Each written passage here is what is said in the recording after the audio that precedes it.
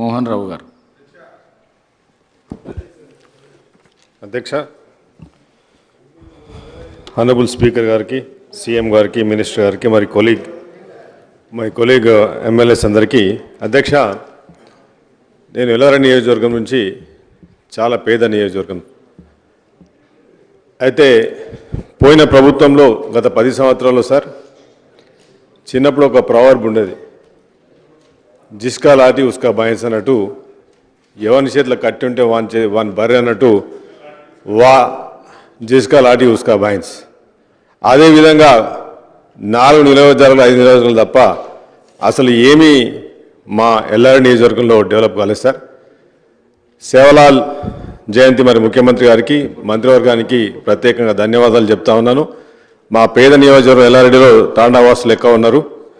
మరి per capita గురించి, GSDP గురించి మాట్లాడుతున్నాం సార్. మా కాన్స్టిట్యున్సీలో హౌసింగ్ లేదు. Housing is a main problem. పాములతోని తేళ్లతోని సాహసం చేసుకుంటున్నారు సార్. అది చాలా మేజర్ సమస్య ఉంది. ఇరిగేషన్ ప్రాజెక్టుల గురించి పోయిన పాత ముఖ్యమంత్రి చీఫ్ మినిస్టర్ గారు కేసీఆర్ గారు మా కాన్స్టిట్యున్సీకి వచ్చినప్పుడు 2 సార్లు మాట్లాడింది సార్. 1,00,000 ఎకరాలకు నీళ్ళు ఇస్తా అని చెప్పి ప్యాకేజ్ 22 కింద ఒక్క తట్టెడు మట్టి కూడా జరగలేదు సార్. మా ప్రాంతంలో ఈరోజు రోడ్ల సమస్య ఉంది. పేద నియోజకవర్గంలో ఈ per capita Telangana number 1 model మాట్లాడింది కదా సార్. మరి పర్ క్యాపిటా ఈ జిఎస్డిపి, జీడిపి అన్నీ మరి మాలాంటి నియోజకవర్గానికి, పేద నియోజకవర్గానికి పనికిరావు సార్. రియల్ జీడిపి అనేది లేదు సార్ మా దగ్గర. మా పరిస్థితి ఈరోజు అన్ఎంప్లాయ్మెంట్తోని, హాస్పిటల్స్ లేకుండా, మీరు అన్నారు ఒకటే సమస్య గురించి మాట్లాడమన్నారు. మొట్టమొదటి సమస్య మా దగ్గర రైతులు ఎక్కువ ఉన్నారు. రైతులకు నీళ్లు లేవు సార్. 1,00,000 ఎకరాలంటే 2 సార్లు గెలిపించి ఈ ప్రభుత్వాన్ని మరి పోయిన ప్రభుత్వంలో ఏమీ కాలేదు సార్. నేను అడిగేది ఇరిగేషన్ మినిస్టర్ గారికి 22 ప్యాకేజ్ తీసుకొచ్చి 95% we are depend on the farming sir. మరి అది ఒకటి చేయాలని చెప్పేసి, తర్వాత హౌసింగ్ అనేది మెయిన్ ఇష్యూ సార్ మేజర్గా.